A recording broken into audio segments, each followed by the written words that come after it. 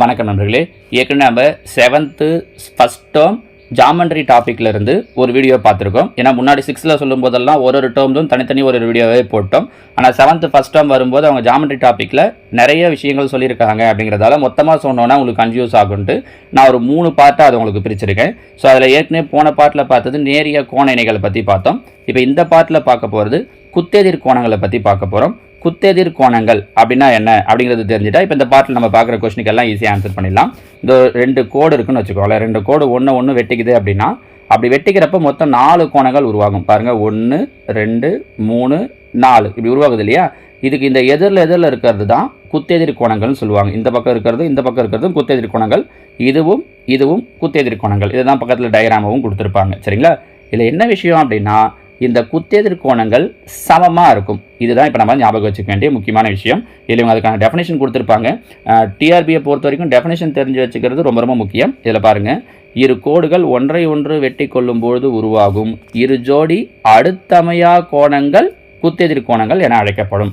இரு ஜோடி அடுத்தமையா கோணங்கள், இந்த வார்த்தை முக்கியம். குத்தெதிர் கோணங்கள் எப்படி இருக்காதுன்னா அடுத்தடுத்து இருக்காது, எதிரில் இருக்குன்றதால அது அடுத்தமையா கோணங்கள். சரிங்களா? அதை தான் நம்ம என்னன்னு சொல்லுவோம்னா குத்தெதிர் கோணங்கள் அப்படின்னு சொல்லுவோம். இப்போ இதில் பாருங்கள், கீழே கொடுக்கப்பட்டுள்ள படத்தில் எக்ஸின் மதிப்பை காண்க சொன்னோம் இல்லையா? இப்போ நம்ம சொல்லும்போது குத்தெதிர் கோணங்கள் எப்படி இருக்கும் அப்படின்னா சமமாக இருக்கும். இது ரொம்ப முக்கியமான பாயிண்ட்.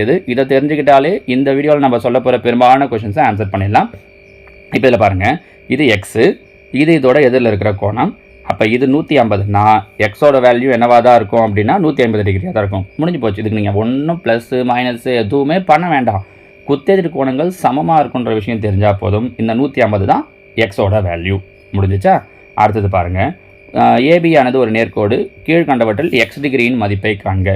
இது குத்தெதிர் கோணம் கிடையாது. நம்ம போன வீடியோவில் சொன்னோம் இல்லையா, நேரிய கோண இணைகள்ன்ட்டு. அது இப்போ ஒரு நேர்கோடுனா மேலே வர மொத்த கோணம் எத்தனை டிகிரியாக இருக்குன்னா 180 டிகிரி. அதில் இந்த ஒரு கோணம் என்னவாயிடுச்சு அப்படின்னா 72 ஆகிடுச்சு. ஸோ எக்ஸ் வேணும் அப்படின்னா 180ல் 72 மைனஸ் பண்ணோன்னா முடிஞ்சிச்சு. 180ல் 72 மைனஸ் பண்ணோம் அப்படின்னா 108 டிகிரி. ஸோ எக்ஸோட வேல்யூ 108 டிகிரி. ஓகேவா? டெட்லேயும் டிஆர்பி செகண்ட் கிரேட் டீச்சர்ஸ் எக்ஸாம்லேயும் இந்த மாடல்லாம் கேட்குறதுக்கு நிறைய வாய்ப்புகள் இருக்குது. அது மாதிரி இந்த 7th முடியட்டும். ஆல்ரெடி 6th சொல்லியிருக்கோம். 7th முடிஞ்சதுன்னா 6th 7th சேர்ந்த மாதிரி நான் ஒரு 30 கேள்வி வச்சு வெறும் ஜாமெண்ட்ரி டாப்பிக்லேருந்தே உங்களுக்கு கொஷின்ஸ் தரேன். சரிங்களா?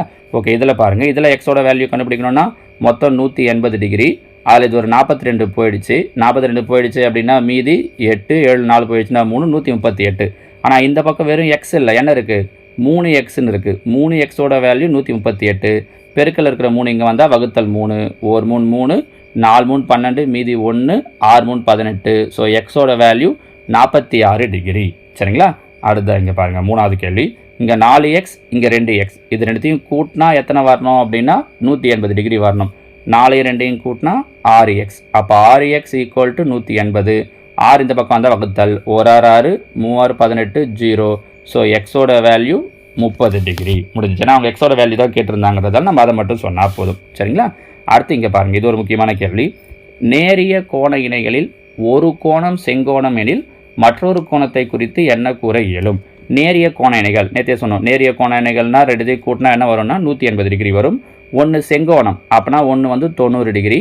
180ல் 90 போயிடுச்சுன்னா இன்னொன்று 90 டிகிரி. அப்போ மற்றொரு கோணத்தை குறித்து என்ன கூற இயலும்னா அந்த மற்றொரு கோணமும் என்ன கோணம் தான் அப்படின்னா செங்கோணம் தான். சரி, இப்படி நான் ஒரு கேள்வி கேட்குறேன். நேரிய கோண இணைகளில் ஒன்று குறுங்கோணமாக இருந்துச்சு அப்படின்னா இன்னொன்று கண்டிப்பாக என்னவாக இருக்கும்? விரிகோணமாக இருக்கும். நேரிய கோண இணைகளில் ஒன்று விரிகோணமாக இருந்துச்சுன்னா இன்னொன்று கண்டிப்பாக என்னவாக இருக்கும்னா குறுங்கோணமாக இருக்கும். ஆனால் ஒன்று செங்கோணமாக இருந்துச்சுன்னா இன்னொன்று என்னவாக தான் இருக்கும் அப்படின்னா செங்கோணமாக தான் இருக்கும். சரிங்களா? அடுத்த கேள்வி பாருங்கள். ஒரு புள்ளியில் அமையும் 3 கோணங்கள் 1:4:7 என்ற விகிதத்தில் உள்ளன எனில் ஒவ்வொரு கோணத்தின் மதிப்பையும் காண்க. இது நல்லா பார்த்துக்கோங்க. ஒரு புள்ளியில் அமையும் கோணங்கள் நேற்று சொன்னோம், அந்த வீடியோவில் ஃபஸ்ட்டு வீடியோவில் சொல்லியிருப்போம். ஞாபகம் இருக்கா?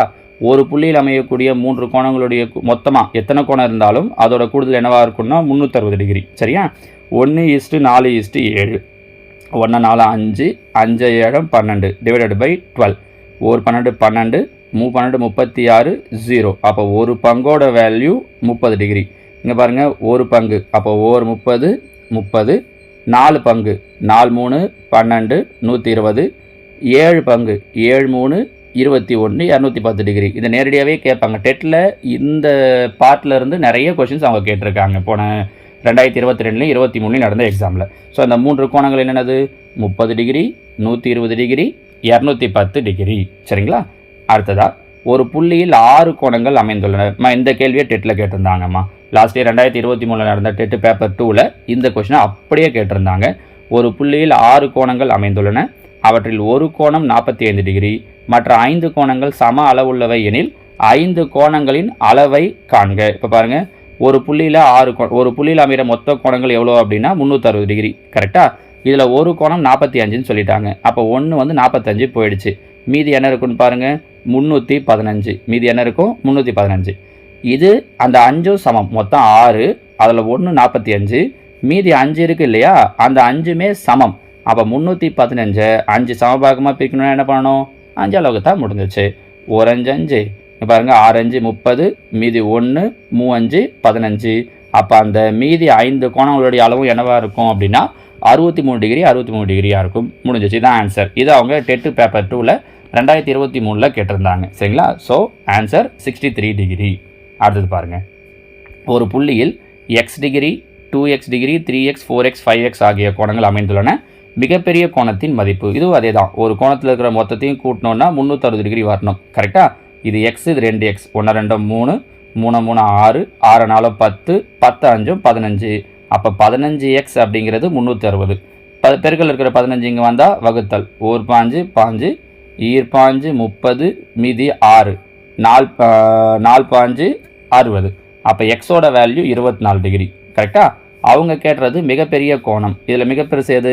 5x தான். அப்போ எக்ஸோட வேல்யூ 24னா 5xோட வேல்யூ இன்ட்டு 5, 5 20, மீதி 2, ஈரஞ்சு 10 2 12. ஸோ மிகப்பெரிய கோணத்தின் மதிப்பு 120 டிகிரி. இப்போ போன கேள்வி எப்படி எக்ஸாமில் கேட்டாங்களோ அடுத்த கேள்வி அப்படியே அடுத்த எக்ஸாமில் கேட்குறதுக்கு வாய்ப்பு இருக்குது பாருங்கள். சரிங்களா? ஸோ இங்கே மிகப்பெரிய கோணத்துடைய மதிப்பு 120 டிகிரி.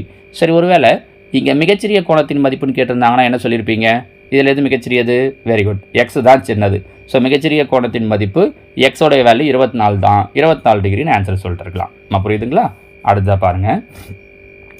இப்போ தான் நம்ம இந்த டாபிக் உள்ளாடி வரோம். குத்தெதிர் கோணங்கள் சொல்லியிருந்தோம் இல்லையா? ஏன்னா நேரிய கோண இணைகளை பேஸ் பண்ணுறதுன்றதால அப்படியே அந்த கொஷின்ஸும் கண்டினியூ வந்துடுச்சு. இப்போ நம்ம சொன்ன குத்தெதிர் கோணங்களை பேஸ் பண்ணி கொஷின்ஸ் கொடுத்துருக்காங்க பாருங்கள். எக்ஸ் டிகிரி இங்கே சொன்னது தான். விடுபட்ட கோணத்தை காண்க. எக்ஸோட வேல்யூ அப்படியே இதுக்கு ஆப்போசிட்டில் இருக்கிறது 105 டிகிரி.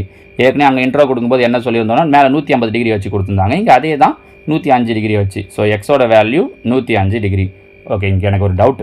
சப்போஸ் இங்கே நான் ஒய்ன்னு கொடுத்துட்டு ஒய்யோட வேல்யூ கேட்டிருந்தால் என்ன பண்ணியிருப்பீங்க? நான் கேட்குறது புரியுதுங்களா? இங்கே நான் ஒய் கொடுத்துருந்தேன்னா இந்த ஒய்யோட வேல்யூ எனக்கு என்ன வரும்? நீங்கள் இதை கீழே கமெண்ட்டில் சொல்லுங்கள் பார்க்கலாம். நம்ம இதை பற்றி நேற்றுக்கு சொல்லிட்டோம். கரெக்டாக? இல்லை இப்போ பார்த்ததை விட சொல்லலாம், ஒன்றும் பிரச்சனை இல்லை. நேரிய கோணங்களை பேஸ் பண்ணது தான் இது. இங்கே எக்ஸுக்கு 105ன்னு சொல்லிட்டோம். ஒருவேளை இந்த இடத்துல நான் ஒய் கொடுத்துருந்தேன்னா எனக்கு ஒய்யோட வேல்யூ என்ன வந்திருக்கும் அப்படிங்கிறத கீழே நீங்கள் கமெண்ட்டில் சொல்லுங்கள். சரியா? இதில் பாருங்கள், நாம் அங்கே சொன்ன மாதிரி இங்கே ரெண்டையுமே கேட்டாங்க பாருங்கள். எக்ஸு ஒய் ரெண்டையுமே கேட்டிருக்காங்க. இங்கே நல்லா பார்த்துக்கோங்க. இது ஒரு நேர்கோடு.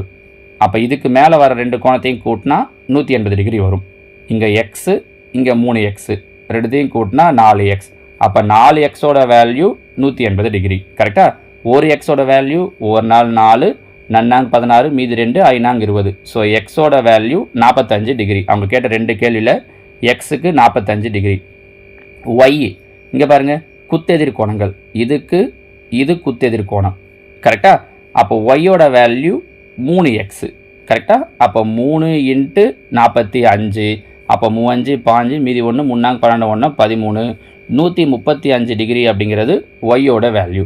புரியுதா? இதை கேட்பாங்கம்மா. எக்ஸு ஒய்ன்னு ரெண்டுத்தையும் மேலே அவங்க டெட்டில் நிறைய கேட்டிருக்காங்க. டெட்லேயே அப்படி கேட்டிருக்காங்கன்னா டிஆர்பியில் நிச்சயமாக கேட்குறதுக்கு நிறைய வாய்ப்புகள் இருக்குது பாருங்கள். சரிங்களா? ஸோ எக்ஸுக்கு 45, ஒய்க்கு 135. புரியுதுங்களா? அப்போ அடுத்தது இங்கே பாருங்கள். இதே மாதிரி கொடுக்கப்பட்டுள்ள படத்தை பயன்படுத்தி கீழ்வரும் கேள்விகளுக்கு விடையளி. இதில் எக்ஸோட வேல்யூ ஒய்யோட வேல்யூன்னு கேட்டிருக்காங்க. இப்போ அங்கே சொன்ன மாதிரியே தான். இது ஒரு நேர்கோடு. அப்போ இது 125னா பக்கத்தில் இருக்கிற ஒய் என்னவாயிடும்? அதுக்கு முன்னாடி எக்ஸை சொல்லிடலாம் ஈஸியாக. இது 125னா குத்தெதிர் கோணம். எக்ஸோட வேல்யூ என்னது தான் அப்படின்னா 125 டிகிரி தான். ஒய்யை விட எக்ஸை சொல்கிறது இது. ஒய்யை விட எக்ஸை டக்குன்னு சொல்லிடலாம் பாருங்கள். குத்தெதிர் கோணங்கள். ஒய் வேணும்னா என்ன பண்ணணும்? ஒன்றுமே இல்லை. 180லேருந்து 125 மைனஸ் பண்ணிங்க அப்படின்னா முடிஞ்சிச்சு. 7 2 போயிடுச்சுன்னா 5. அப்போ ஒய்யோட வேல்யூ 55 டிகிரி. இவ்வளோ தான், வேறு ஒன்றுமே இல்லை பாருங்கள். இதுக்கு ஆப்போசிட்டில் இருக்கிறது தான் குத்தெதிர் கோணம்.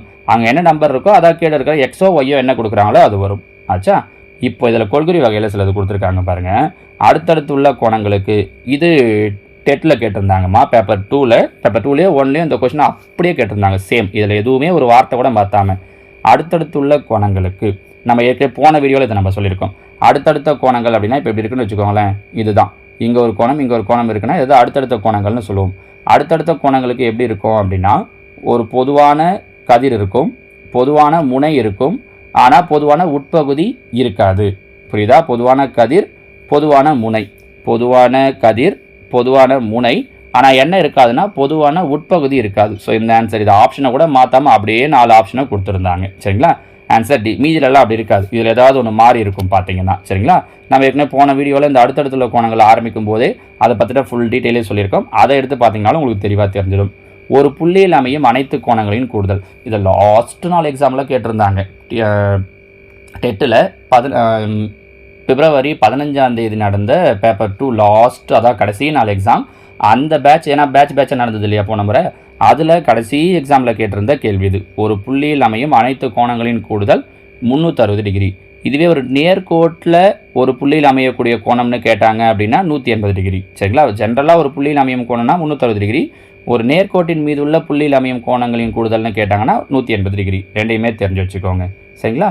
அடுத்தது, கொடுக்கப்பட்ட படத்தில் கோணம் 1, 2 ஆகியவை 1, 2 என்னன்னு கேட்டிருக்காங்க. இந்த படத்தில் இந்த பாருங்களேன், இது ஒரு நேர்கோடு அப்படிங்கிறதால இது ரெண்டும் என்னவாக இருக்கும் அப்படின்னா அடுத்தடுத்த கோணங்களாக இருக்கும். இருக்கா? இதோ அடுத்தது, இது ரெண்டும் நேரிய கோண இணைகளும் கூட. ஏன்னா ஒரு ஸ்ட்ரெயிட் லைனில் இருக்குன்றதால மொத்தம் கூட்டினீங்கன்னா 180 டிகிரி வரும். நேரிய கோண இணைகளும் கூட. அதே நேரம் நேரிய கோண இணைகள்னால ரெண்டுத்தையும் கூட்டினா என்ன வரும்? 180 டிகிரி வரும். மிகை நிரப்பு கோணமும் கூட. ஆக்சுவலாக அவங்க என்ன கேட்டிருக்கணும் அப்படின்னா 1, 2 என்ன கிடையாதுன்னு கேட்டிருக்கணும். என்ன கிடையாது அப்படின்னு பார்த்தீங்கன்னா குத்தெதிர் கோணங்கள் மட்டும் கிடையாது. குத்தெதிர் கோணங்கள் அல்ல, மீதி சொன்ன 3 ஆப்ஷனுமே இதுக்கு மேட்ச் ஆகும். சரிங்களாமா? அடுத்ததாக, குத்தெதிர் கோணங்கள் என்பவை இப்போ தான் சொன்னோம். குத்தெதிர் கோணங்கள் அப்படிங்கிறது அளவில் சமமாக இருக்கும். அது நிரப்பு கோணமோ மிக நிரப்பு கோணமோ கிடையாது, சமமாக எல்லாமே இருக்காது. இப்போ தான் இன்றைக்கி ஆரம்பிக்கும் போதே ஃபஸ்ட்டே அதை தான் சொன்னோம். கரெக்டாக? குத்தெதிர் கோணங்கள் என்பவை அளவில் சமமானவை. சரிங்களா? அடுத்ததான் இந்த கேள்வி பாருங்கள். படத்தில் பிஓசியின் மதிப்பு கேட்டிருக்காங்க. பிஓசி, இதில் தான் சிலர் கன்ஃபியூஸ் ஆகிடுவோம். இந்த பிஓசி ஏபிசிலாம் சொல்லும்போது என்னதான் இது அப்படின்ற மாதிரி ஆகிடுவோம். ஒன்றுமே இல்லை, அவங்க சொல்லியிருக்கிற அப்படியே அந்த லெட்டர்ஸ் எங்கே இருக்குன்னு பார்த்தீங்கன்னா போதும். பிஓசி இது இருக்குல்ல, இதுக்கு நடுவில் வர இந்த பகுதியுடைய வேல்யூ என்னன்னு கேட்குறாங்க. பாருங்களேன், மொத்தம் இது ஒரு ஸ்ட்ரெயிட் லைன், அதனால் 180 டிகிரி. கரெக்டாக? 65 ஒரு 35 கூட்டினோம் அப்படின்னா 100. அப்போ 100 போயிடுச்சு. மீதி என்ன வரும்? 80. ஸோ பிஓசியுடைய வேல்யூ ஆப்ஷன் சி 80 அப்படிங்கிறது தான். புரியுதுங்களாமா? இது வரைக்கும் நம்ம குத்தெதிர் கோணங்கள் ஏற்கனவே நேற்று சொன்ன அடுத்துள்ள கோணங்களை பற்றி பார்த்துட்டு இருந்தோம். நம்ம அடுத்த வீடியோ இன்னொரு வீடியோவில் தனியாக பார்க்கலாம். குறுக்கு வெட்டிகளை பற்றி 3ஆவதாக ஒரு வீடியோ போடுறேன். ஏன்னா அந்த 7th ஃபஸ்ட் டேர்ம்லேயே அவங்க இவ்வளோ விஷயங்கள பேசியிருக்காங்க. இன்னொன்று, இன்றைக்கி பார்த்த எல்லாமே பார்த்திங்கன்னா தனித்தனி கொஷின், ஸ்டேட்மெண்ட்டை தாண்டி தனித்தனியாகவே அவங்க கேள்வி கேட்க வாய்ப்பு இருக்கக்கூடிய கொஷின்ஸ் தான் நாம் இன்றைக்கி ஃபுல்லாக பார்த்தது. சரிங்களா? இதை ரொம்ப பொறுமையாக இன்னொரு வாட்டி கூட திரும்பவும் பாருங்கள். ஆனால் ரொம்ப ஈஸியானது தான். நாளைக்கு நாம் அடுத்ததான் அந்த குறுக்கு வெட்டிகளை வச்சு, ஏன்னா அதிலிருந்து அவங்க கொஷின் கேட்குறாங்க, அது ஒரு பெரிய டாபிக். அதை இது கூடவே சொன்னோம் அப்படின்னா உங்களுக்கு ரொம்ப கன்ஃபியூஸ் ஆகிற மாதிரியோ இல்லை நிறைய விஷயத்த ஒரே நேரத்தில் நீங்கள் கிராஸ் பண்ணுற மாதிரி இருக்கும். அதை நான் உங்களுக்கு தனி ஒரு வீடியோவே நாளைக்கு போடுறேன். அதில் பார்த்தீங்கன்னா குறுக்கு வெட்டிகள் முடிஞ்சிடும். அது முடிஞ்சதுனால 7th ஃபஸ்ட் டேர்ம் முடிஞ்சது. மீதி 2 டேர்ம்லாம் டக்குன்னு முடிஞ்சிடும் அடுத்தடுத்து. சரிங்களாமா? நாளைக்கு நம்ம குறுக்கு வெட்டிகளை பற்றி பார்க்கலாம். தேங்க்யூ.